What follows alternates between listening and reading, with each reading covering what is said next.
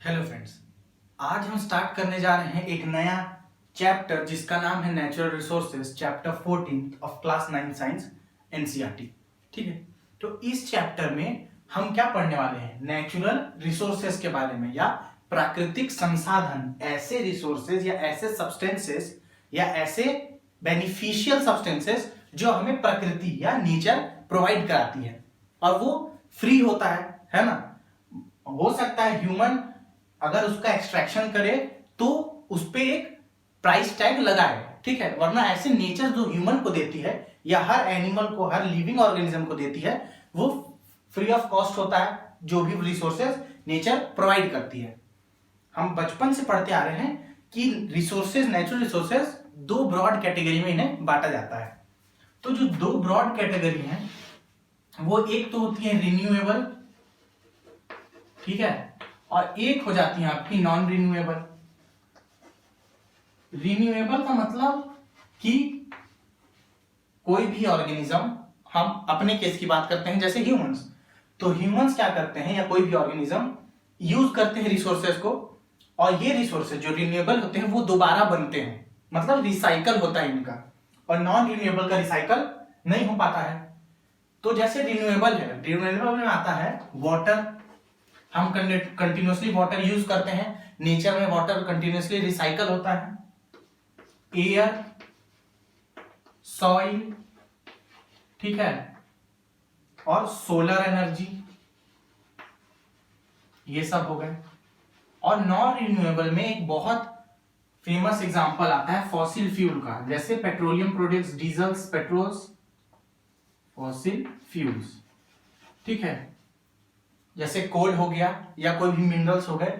तो ये क्या करते हैं, ये बहुत लार्ज अमाउंट में तो होते हैं, पर इनको बनने में मिलियन ऑफ ईयर्स, लाखों करोड़ों साल लगते हैं, और ये रिन्यू एक तरह से होते हैं, ठीक है, पर इनका रिन्यू होने का टाइम इतना ज्यादा है, इतना ज्यादा टाइम लगता है कि उस टाइम पीरियड के लिए वो नॉन रिन्यूएबल होते हैं, ठीक है। जैसे एक ह्यूमन, एवरेज ह्यूमन का लाइफ स्पैन अगर हम 100 ईयर भी लेके चले तो करोड़ ईयर्स बहुत ज्यादा होते हैं, ठीक है, तो उसके हिसाब से ये नॉन रिन्यूएबल हो गए और ये रिन्यूएबल रिसोर्सेज हो गए हमारे पास।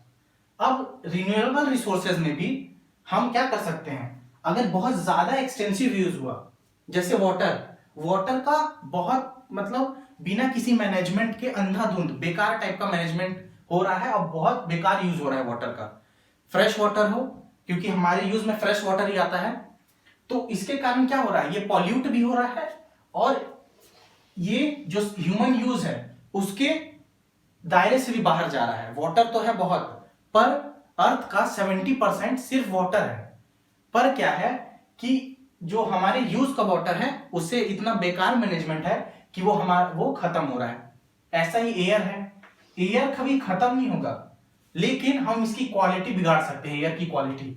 इनकी क्वांटिटी में ह्यूमन यूज से फर्क नहीं पड़ेगा, पर इनकी क्वालिटी जो है वो हम बिगाड़ सकते हैं एयर पॉल्यूशन से। जो भी अनवांटेड सब्सटेंसेस, जो भी हम नहीं चाहते हैं, वो धातु या वो चीजें अगर एयर में मिली तो वो क्या हो जाते हैं, एयर पॉल्यूशन का काम करते हैं। ऐसे ही सॉइल भी है, सॉइल में जो है हमने वेस्ट डाला, कोई भी वेस्ट है ना, कोई भी इंडस्ट्रीज का वेस्ट, न्यूक्लियर एनर्जी का वेस्ट, रेडियो एक्टिव वेस्ट, उससे सॉइल पॉल्यूट होता है।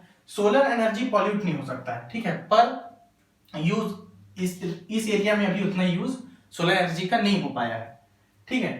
तो अब हम कुछ रिन्यूएबल रिसोर्सेस हम पढ़ते हैं, ठीक है। तो पहला रिन्यूएबल रिसोर्स जो हम पढ़ेंगे वो हम पढ़ेंगे एयर के बारे में।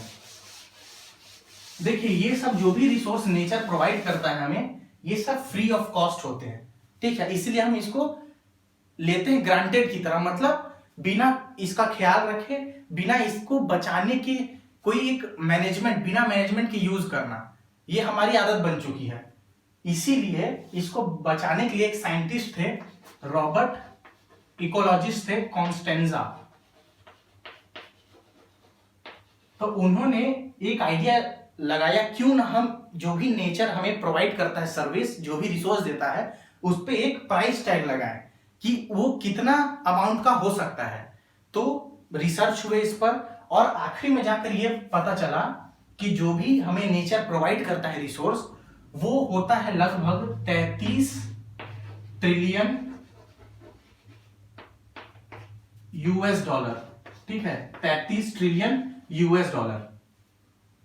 देखने में लिखने में बहुत आसान है ये अमाउंट, पर अगर हम इसे इंडियन रुपीस में बदलें तो 1 ट्रिलियन होता है लगभग 65 लाख करोड़, 1 ट्रिलियन डॉलर, और 33 ट्रिलियन है तो ये अमाउंट आ जाता है लगभग 2145 लाख करोड़। ठीक है, ये अमाउंट बहुत ही ज्यादा है, 2145 लाख करोड़, बहुत ज्यादा पैसा है। और ये सिर्फ एक साल में इतने अमाउंट का रिसोर्स या इतने अमाउंट का सर्विस हमें नेचर प्रोवाइड करता है। ठीक है, और ये सब फ्री है, मतलब इतने का हम इतने अमाउंट का सर्विस नेचर हमें हर साल फ्री में प्रोवाइड करता है, फिर भी टेकन फॉर ग्रांटेड है। ठीक है, और जैसे आप देखेंगे अर्थ, ठीक है, अगर रिसोर्सेज की हम बात करें तो रिसोर्सेज है कहां, अर्थ पर है। तो अर्थ में 3 एरियाज हैं, कौन कौन से? लिथोस्फीयर, मतलब धरती की जो जमीन सतह है, लिथोस्फीयर, जिसमें सॉइल प्रेजेंट है, मिट्टी है, रॉक है, और इसमें टेरेस्ट्रियल एलिमेंट्स, लैंड है, वो किसमें आता है? लिथोस्फीयर में आता है, लैंड, जमीन। हाइड्रोस्फीयर, जो भी पानी, हाइड्रोस्फीयर, जितने भी वाटर बॉडीज हैं, ओशियंस हो गए, लेक्स हो गए, रिवर्स हो गए, वो क्या है? हाइड्रोस्फीयर का पार्ट है। और जो हवा है, जो आसमान में है, ब्लैंकेट की तरह पूरे अर्थ को कवर किए हुए है, वो है एटमॉस्फेयर। ठीक है, ये तीनों के एडिशन से, तीनों के मेल से जो बनता है उसे हम कहते हैं बायोस्फीयर। अर्थ क्या है? एक बायोस्फीयर है। ठीक है, ये हो गया कि बायोस्फीयर है अर्थ, इसमें 3 कंपोनेंट्स हैं, lithosphere land, hydrosphere water bodies, और जो हवा जहां प्रेजेंट है, जो एम्प्टी स्पेस है और वो अर्थ को एक ब्लैंकेट की तरह कवर किया है, वो है एटमॉस्फेयर। ठीक है, और हमने रिसोर्सेज भी पढ़े हैं, एयर, वाटर, सॉइल और भी और लैंड, ये सब रिसोर्सेज हैं। तो एक एक करके हम उन रिसोर्सेज को थोड़ा डिटेल में पढ़ेंगे। तो जो पहला रिसोर्स हमारे पास है वो एयर के बारे में हम पढ़ते हैं। एयर यानी कि हवा लाइफ के लिए बहुत जरूरी है। ठीक है, इस क्राइटेरिया के बेसिस पे, इसी क्राइटेरिया के बेसिस पे बहुत और जो सोलर सिस्टम्स में प्लैनेट हैं, वो लाइफ की जो लाइफ रखने के लिए जो बेसिक रिक्वायरमेंट्स हैं, उनमें एयर आता है, और वो उन प्लैनेट्स पर नहीं है, जैसे कि वीनस, मार्स पर। ठीक है, वहां क्या है? एयर, एटमॉस्फेयर ही नहीं है। ठीक है, 3 कंपोनेंट बायोस्फीयर के लिए चाहिए, उसमें से एक जो है वो एटमॉस्फेयर है, वो इन पर प्रेजेंट ही नहीं है। और यहां का जो एटमॉस्फेयर है, अगर मैं डिनोट करूं एटमॉस्फेयर, मतलब लैंड को छोड़कर जो एरिया है उसमें गैसेस का अमाउंट बहुत ज्यादा है, ऑक्सीजन नहीं है, और कार्बन डाइऑक्साइड, नाइट्रोजन, सल्फर, ये गैसेस बहुत ज्यादा है, गैसेस अदर देन ऑक्सीजन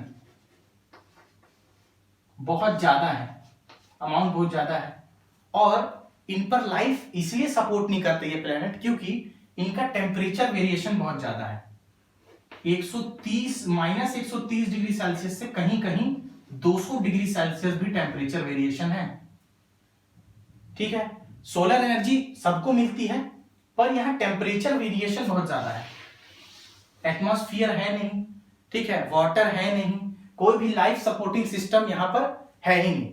अर्थ के अलावा अभी तक जितने भी हमने सेलेस्टियल बॉडीज देखे हैं, उनमें लाइफ सपोर्टिंग सिस्टम है ही नहीं, 0%, नल है।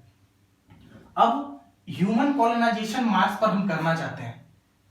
ठीक है, मतलब ये बिल्कुल तर्कहीन बात है, मतलब मूर्ख लोगों की बात है कि अर्थ तो समझ नहीं रहा है। अर्थ जो है, इतने रिसोर्सेस हैं, इतना अच्छा सिस्टम है, लाइफ सपोर्टिंग सिस्टम है, ये हमसे समझ नहीं रहा है। और जहां लाइफ एक्सपेक्टेंसी, लाइफ होने की एक्सपेक्टेंसी 0 से भी कम है, मतलब है ही नहीं, 0% है, एब्सोल्यूट जीरो है, वहां लाइफ ढूंढा जा रहा है ह्यूमन कॉलोनाइजेशन के लिए।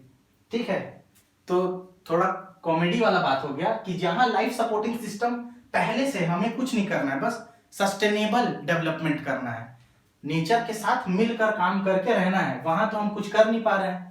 और जहां पर कोई लाइफ की एक्सपेक्टेंसी नहीं है, जहां लाइफ हो भी नहीं सकती है, अगर होगी भी तो बहुत एक्सट्रीम केस पे, उसके लिए अमाउंट बहुत खर्च करना पड़ेगा। ठीक है, तो वहां हम चाह रहे हैं, और जहां जो जिसे हम अच्छा कर सकते हैं, जहां रह रहे हैं, वहां कोई डेवलपमेंट, कोई ऐसा मॉडल, कोई स्ट्रेटेजी है ही नहीं। ठीक है, तो ये बात हो गई। तो हम बात कर रहे थे एयर की। तो एयर क्या है? मिक्सचर ऑफ गैसेस है, मेनली क्या है? Mixture of gases. ठीक है, तो जो गैसेस का मिक्सचर है, इसमें कौन कौन से गैसेस होते हैं? सबसे ज्यादा अर्थ के एटमॉस्फेयर में जो सबसे ज्यादा गैस है वो है नाइट्रोजन, 78% से भी ज्यादा, ऑक्सीजन, CO2, हाइड्रोजन और बहुत सारी गैसेस इसमें प्रेजेंट हैं। ठीक है, अब इनके मिक्सचर से एयर बनता है। और एयर का क्या काम होता है? एक तो लिविंग ऑर्गेनिजम्स को प्रोवाइड कराता है, क्या? सबस्ट्रेट। किसके लिए? रेस्पिरेशन के लिए, ऑक्सीजन, CO2।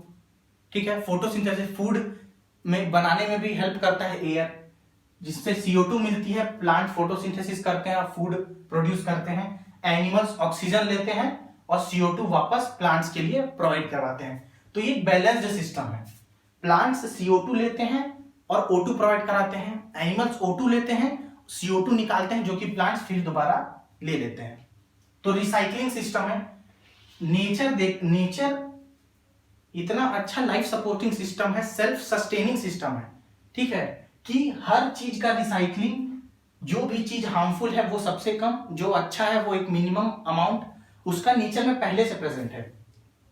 ठीक है, ह्यूमन एक्टिविटीज से सब बैलेंस जो है, इकोलॉजिकल बैलेंस या अर्थ का जो बैलेंस है वो बिगड़ा हुआ है। बाकी अर्थ पर ऐसी कोई भी चीज नहीं है जो कि बहुत ज्यादा अमाउंट में हो या बहुत कम अमाउंट में हो, एकदम बैलेंस्ड अमाउंट में है, जिसकी जितनी जरूरत है उतना। ठीक है, तो ये नाइट्रोजन है, ऑक्सीजन, कार्बन डाइऑक्साइड, हाइड्रोजन। अब जो ऑक्सीजन है वही लिविंग ऑर्गेनिज्म को सपोर्ट करता है। ठीक है, सेल्स इसको लेते हैं, हमने सेल वाले चैप्टर में पढ़ा है कि सेल O2 छोड़ते हैं, O2 लेते हैं और कार्बन डाइऑक्साइड छोड़ते हैं, और अपने बाकी सारे मेटाबॉलिक एक्टिविटीज इसी से करते हैं। ठीक है, अब एयर के बारे में कुछ और बात किया जाए।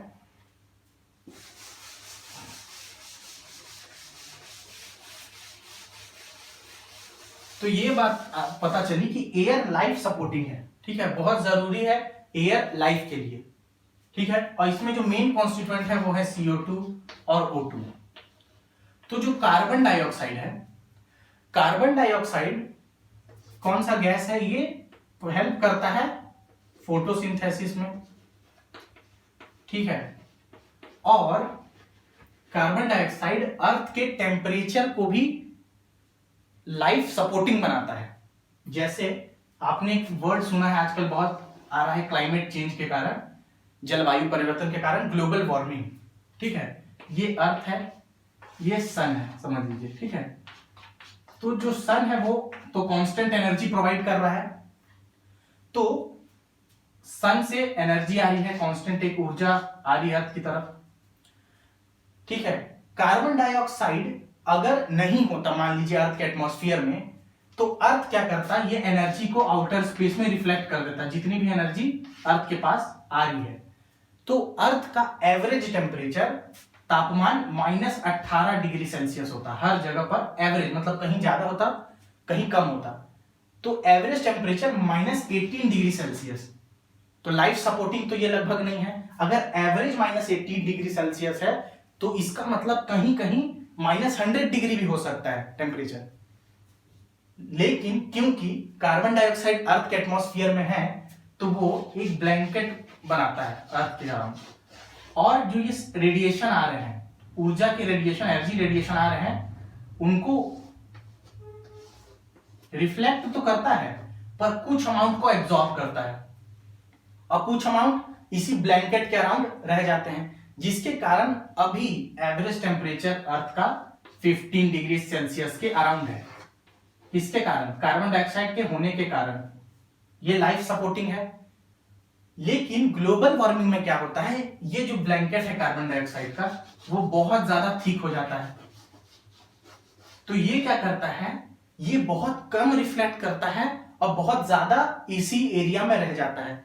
तो ये एवरेज टेम्परेचर बढ़ता है। एवरेज टेम्परेचर बढ़ा, मैंने कहा था कि हर चीज नेचर में बैलेंस्ड है, पर ह्यूमन एक्टिविटीज से ये अमाउंट बढ़ा तो ये बैलेंस से ज्यादा हो गया, और ज्यादा हुआ तो फिर ये प्रॉब्लम कॉज करेगा। और ऑक्सीजन जो है वो लाइफ सपोर्टिंग है, वो सेल्स को जरूरी पड़ता है किसके लिए, ऑक्सीडेशन के लिए। ऑक्सीजन क्या करवाता है, ऑक्सीडेशन, जिससे सेल एनर्जी लेता है और हर ऑर्गेनिज्म जीवित रहता है। ठीक है, तो ये बात कर ली हमने एयर के बारे में। अब अर्थ पर जो हवाएं चलती हैं, विंड जिसे हम कहते हैं, उसके बारे में बात कर लेते हैं। तो जो विंड है, विंड वो है क्या, एयर मूवमेंट। मेनली विंड है क्या, एयर का मूवमेंट, एक जगह से दूसरे जगह। कोई भी चीज अपने हाई प्रेशर से लो प्रेशर पर जाती है। ठीक है, तो जैसे कि घर पे, आपके घर में एक रूम में आपके पापा हैं, वो आपको डांट रहे हैं। ठीक है, ठीक है, तो उस रूम में प्रेशर बहुत ज्यादा है, हाई प्रेशर है, मतलब आप पे बहुत दबाव है, डांट रहे हैं, आपको डर लग रहा है। तो आप क्या करेंगे, चुपके से दूसरे रूम में ट्रांसफर हो जाएंगे। ठीक है, जिसमें प्रेशर कम है। ये यूनिवर्सल रूल है, कोई भी चीज अपने हाई प्रेशर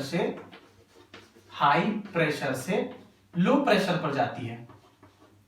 ठीक है, तो एयर मूवमेंट भी ऐसा ही होता है, high pressure to low pressure. ठीक है, तो वही क्या कहलाता है, विंड। और इसी से ये एनर्जी का भी है। ठीक है, एयर से एनर्जी, विंड एनर्जी। आपने देखा होगा बहुत सारे विंड के ऐसे स्ट्रक्चर्स बहुत जगह लगे रहते हैं, जो कि क्या करते हैं, विंड एनर्जी को हार्नेस करते हैं, एयर के एनर्जी को। ठीक है, तो ये बात हो गई। ठीक है, तो विंड क्या है, अर्थ पर एयर का मूवमेंट। और एयर का मूवमेंट होता है तो टेम्परेचर रेगुलेशन में भी काम करता है, रेनफॉल में भी मदद करता है। ठीक है, अब जो अगला पॉइंट है वो बहुत जरूरी है, वो है एयर पॉल्यूशन के बारे में। ठीक है, तो एयर पॉल्यूशन मतलब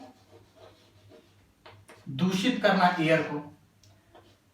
एयर पॉल्यूशन का मतलब एयर को दूषित करना, या अगर साइंस के लैंग्वेज में कहें तो एनी अनडिजायरेबल चेंज, एयर के क्वालिटी में कोई भी अनडिजायरेबल चेंज या कोई भी हार्मफुल सब्सटेंस का एडिशन, भले से वो नेचर कर रही हो या ह्यूमन कर रहा हो। ठीक है, किसी भी तरीके से फिजिकल, केमिकल या बायोलॉजिकल तरीके से अगर एयर के अंदर कोई भी ऐसा सब्सटेंस हो रहा, जुड़ रहा है या एयर से मिल रहा है जो उसके क्वालिटी को खराब करे, तो उसे क्या कहा जाता है, एयर पॉल्यूशन। और जो पॉल्यूशन करता है उसे कहा जाता है पॉल्यूटेंट। अब एयर पॉल्यूशन कैसे हो रहा है, तो एयर पॉल्यूशन होता है सबसे ज्यादा ह्यूमन एक्टिविटीज से। नेचर भी एयर पॉल्यूशन करती है, पर वो उसे फिर बैलेंस भी करती है। पर ह्यूमन जो एक बार पॉल्यूशन कर देता है वो रिवर्सिबल नहीं होता है। ठीक है, तो ह्यूमन एक्टिविटीज से होती है, जैसे burning of fossil fuel, automobile industries से होती है, सबसे ज्यादा ऑटोमोबाइल इंडस्ट्रीज से होती है, ऑटोमोबाइल इंडस्ट्रीज से होती है। ऑटोमोबाइल इंडस्ट्रीज से नॉइस पॉल्यूशन भी होती है, ध्वनि प्रदूषण, नॉइस पॉल्यूशन। और नॉइस पॉल्यूशन भी एक प्रकार का एयर पॉल्यूशन ही काउंट होता है। ठीक है, नॉइस पॉल्यूशन ऑटोमोबाइल से ही सबसे ज्यादा होते हैं, कंस्ट्रक्शन साइट्स से भी नॉइस पॉल्यूशन होती है। तो सबसे ज्यादा नॉइस एयर पॉल्यूशन, कोई भी पॉल्यूशन ह्यूमन से ही होते हैं। ठीक है, जो फैक्ट्री से, चिमनी से जो धुआं निकलता है, ठीक है, वो क्या करती हैं, एयर को पॉल्यूट करती है, उसमें हार्मफुल गैसेस छोड़ती हैं। ठीक है, इन गैसेस से जैसे कि बहुत सारे गैसेस हैं, नाइट्रोजन के जो ऑक्साइड्स हैं, एक्स मैं यहां लिख देता हूं, वो सल्फर के ऑक्साइड्स, कार्बन डाइऑक्साइड, मीथेन, ये सब एटमॉस्फेयर के पहले से प्रेजेंट है। ये पॉल्यूटेंट या प्रदूषण कारक तभी बनते हैं जब इनका अमाउंट बहुत ज्यादा हो जाए। जैसे कार्बन डाइऑक्साइड जरूरी है, कार्बन डाइऑक्साइड ना हो तो फोटोसिंथेसिस नहीं होगा, अर्थ पर फूड प्रोडक्शन रुक जाएगा। लेकिन ह्यूमन एक्टिविटी से कार्बन डाइऑक्साइड का लेवल इतना बढ़ता है कि वो ग्लोबल वार्मिंग का कारण बनता है, और अर्थ में जो तापमान है वो बढ़ता है। जैसे आप देख ही रहे हैं, गर्मी का समय आ रहा है, तो ये हर साल हम सुनते हैं कि गर्मी का रिकॉर्ड टूट रहा है। क्यों टूट रहा है? हर साल पेड़ की कटाई हो रही है, कार्बन डाइऑक्साइड फिक्स नहीं हो पा रहा है। प्लांट अपने बॉडी में कार्बन डाइऑक्साइड को फिक्स करते हैं, वो फिक्स हो नहीं पा रहा है, एटमॉस्फेयर में बढ़ता जा रहा है, अर्थ के अराउंड बढ़ता जा रहा है, जिसके कारण ग्लोबल वार्मिंग हो रहा है और ग्लेशियर्स, आइस कैप पिघल रहे हैं, और जो कि बहुत चिंताजनक विषय है। दूसरा है मीथेन। ये जो मीथेन है ये भी प्रेजेंट होता है, ये निकलता है पैडी फील्ड से, मतलब अनाज के खेतों से, मैक्सिमम राइस के जो फील्ड्स होते हैं खेत, उससे सबसे ज्यादा निकलता है। या जो दलदली इलाके होते हैं, जैसे इंडिया में सुंदरबन है, वहां से ये गैस सब बहुत निकलती है। ठीक है, और ये बहुत हानिकारक होती है, डेथ कॉज कर देती है अगर ह्यूमन के कांटेक्ट में आए तो कुछ ही मिनटों में। तो ये अमाउंट भी हम बढ़ा रहे हैं। हम हाइड्रोकार्बन का अमाउंट बढ़ा रहे हैं। हाइड्रोकार्बन मतलब ऐसे सब्सटेंस, ऐसे रासायनिक पदार्थ, केमिकल कंपाउंड जो कार्बन और हाइड्रोजन के मिक्सचर से बनते हैं, तो हम इन्हें भी बढ़ा रहे हैं। तो ये कैंसर कॉजिंग होते हैं, कैंसर कॉजिंग। ठीक है, तो ह्यूमन ही अकेला ऐसा लाइफ है अर्थ पर जो खुद के फायदे के लिए खुद का ही नुकसान करता है। हम सोचते हैं कि कार है, बस है, तो हमें ट्रांसपोर्ट में सुविधा होगी, पर फाइनली यही होता है। ठीक है, तो हम यही कर रहे हैं कि हम अर्थ को अपने लिए ही अनफिट कर रहे हैं, ह्यूमन के लिए हम उसे बिगाड़ रहे हैं, जो बाकी लाइफ फॉर्म है उसे तो हम बिगाड़ ही रहे हैं। ठीक है, और ये नाइट्रोजन के ऑक्साइड, सल्फर के ऑक्साइड्स, ये क्या करवाते हैं? Acid rain. एसिड रेन, ये जो नाइट्रोजन और सल्फर के ऑक्साइड्स हैं, ये जब ऑटोमोबाइल से, फैक्ट्री से निकलते हैं तो ये छोटे पार्टिकल्स में निकलते हैं और गैसेस फॉर्म में भी निकलते हैं, और ये एटमॉस्फेयर में मिक्स हो जाते हैं। जब बारिश होती है तो वो इसके साथ आते हैं। इसलिए कहा जाता है कि पहली बारिश, आजकल जो पहली बारिश कहते हैं, घर में हमारे बताते हैं कि पहली बारिश में नहीं भीगना चाहिए। क्यों? क्योंकि वो एसिड रेन होती है। बहुत टाइम से अगर रेन नहीं हुआ है तो उस इंटरवल में ये नाइट्रोजन, सल्फर के ऑक्साइड्स क्या होते हैं? एटमॉस्फेयर में फैल जाते हैं। जब रेन होती है तो वो उसके साथ वापस लैंड पर गिरते हैं, और वो किसमें कन्वर्ट हो जाते हैं? एसिड्स में। सल्फ्यूरिक एसिड H2SO4 और नाइट्रिक एसिड, नाइट्रोजन का एक एसिड होता है, अम्ल, ठीक है, उसमें कन्वर्ट होते हैं और रेन के साथ गिरते हैं, तो बहुत हार्मफुल होते हैं। ठीक है, तो ये एयर पोल्यूशन के बारे में हो गया। अब ये है कि एयर पोल्यूशन को ठीक कैसे किया जाए। तो पहला तो ये कि ऑटोमोबाइल्स तो जरूरी हो गई हैं, ऐसे नहीं कि बंद ही कर देना चाहिए, पर एक सस्टेनेबल यूज होना चाहिए। पब्लिक ट्रांसपोर्ट को ठीक करना चाहिए। ठीक है, पब्लिक ट्रांसपोर्ट का ज्यादा यूज होना चाहिए। नॉइज पॉल्यूशन, तो नॉइज पॉल्यूशन वाले जो भी व्हीकल्स हैं या जो भी आपके कमोडिटीज हैं जो नॉइज पॉल्यूशन करते हैं, उनको चेक किया जाए। ठीक है, और फैक्ट्रीज, चिमनीज को एक स्ट्रिक्ट रेगुलेशन के अंदर लाया जाए, तभी एयर पॉल्यूशन कम हो सकता है। तो ये तो हो गया हमारा एयर के बारे में। हमने एयर के बारे में पूरा पढ़ा, एयर पॉल्यूशन के बारे में पढ़ा, एयर क्यों जरूरी है इसके बारे में पढ़ा, विंड के बारे में पढ़ा। अब जो अगले लेक्चर में हम चालू करेंगे दूसरा जो हमारा रिसोर्स है, जो नेचर हमें प्रोवाइड कराता है और वो लाइफ के लिए बहुत जरूरी है, वो है वाटर या जल। ठीक है, तो आज के लेक्चर के लिए इतना ही। Thank you.